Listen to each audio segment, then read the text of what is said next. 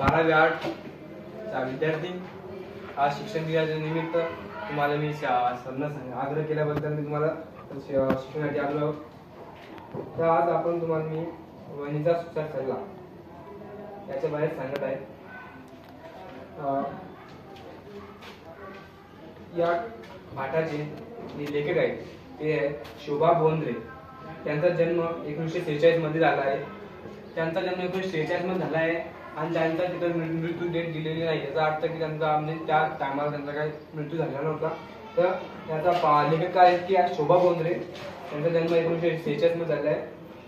आता त्या कथाकार, कादंबरीकार, सूत्रसंचालक म्हणून प्रसिद्ध आहेत।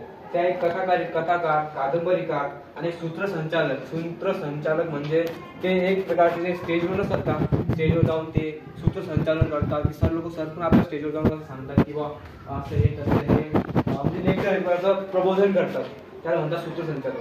ते सूत्रसंचालक सुद्धा आहेत, कादंबरीकार सुद्धा आहेत आणि कथाकार सुद्धा आहेत। मराठी व इंग्रजी या दोन्ही भाषा वैशिष्ट्यपूर्ण लेखन त्यांनी मराठी भाषेतच नव्हे तर इंग्रजी भाषेमध्ये सुद्धा त्यांचे एक वैशिष्ट्यपूर्ण लेखन आहे।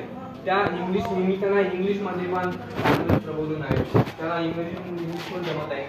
हे आपल्याला सांगत येण्याच्या वरच्या परिचयामधून त्यांनी इंग्रजी भाषेमध्ये वैशिष्ट्य लेखन आहे। माहेर, जत्रा, स्त्री, किर्लोस्कर इत्यादी नामवंत मासिकांमधून विपुल लेखन, माहेर, जत्रा या अशा अनेक किर्लोस्कर नामवंत मासिकांमधून त्यांना विपुल लेखन केलेलं आहे।